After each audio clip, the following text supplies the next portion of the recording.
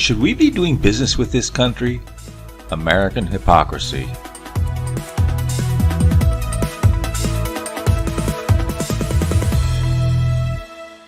Hello, this is Chart GPT today. I'm going to ask this question here. Should we be doing business with this country? And of course, the country in focus here is Cambodia. They just recently had an election. Of course, this has nothing to do with the people of Cambodia. It's about the electoral process and the governance there, whether it makes sense and whether we should be doing business or not. It's always a two-edged sword. Of course, we want to do business with people, but at the same time, are we encouraging the behaviors of the governance there? The recent election, I guess, elected the current president there, Hun Sen, if I'm pronouncing that correctly. He has been in power now for almost 30 years and faces no real challenge after the only credible opposition party was disqualified in May. Sound familiar? Anyway, they basically said that they jailed, in fact, put him in jail for the next 20-some years, and he won't be able to run, and so they basically disqualified it, jailed the opposition, and he run basically unopposed. He looked to sweep 125 seats, but I think he got 123 seats. So effectively, he's a dictator, under the guise of democracy.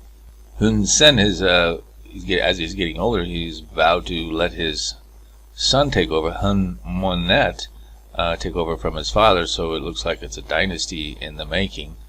Again, let's just take a look first at some of the facts and figures of what's going on in Cambodia. Cambodia is one of the poorest countries, no doubt, in the Asian region. And of course, this may be part of that factor. Is a lot of these Asian tiger type countries, it has had a reasonable GDP growth, but it is substandard relative to others. You can see the country growth. It should be much more because it's a smaller country, but it is relatively substandard when you look at the other countries like Indonesia, Malaysia, these kind of places, Singapore for sure. When you look at the statistics on Cambodia, it's like number 144th in the world. It's way down there with a lot of countries in Africa that have been struggling all along. Of course, it's all about governance. Look at the salaries are very low. They're less than $200 for the average per month for an average employer. So it's a very dubious country. Looking at who does business with them? Well, guess what? The United States is their biggest export destination as well as imports. So that's the U.S. is a very good customer for Cambodia, and yet we're supporting a country that is essentially a dictatorship. Of course, to be fair, the White House has put out a statement, and it said that the United States is troubled that the July 23rd Cambodian national elections were neither free or fair.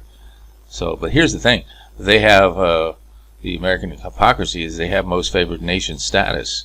So we talk about democracy around the world, and again, this is not against the people of Cambodia at all. I'm sure it's a very fine country. It's a beautiful country. A lot of people go visit it, and there's nothing to be taken away from that.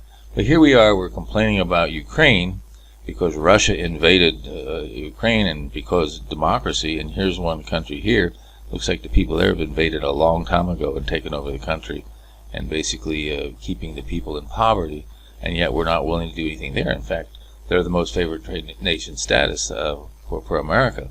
Is this American hypocrisy? Take a look at the AI and see what it says about what the pitfalls of doing business with undemocratic countries, and give us your opinion. Should we still continue to engage with countries like this and not get involved with their internal politics? Or if we're going to get internal politics, don't we have to be consistent? Give us your view in the polling in the description box. You can check the link in the post. Don't forget to subscribe.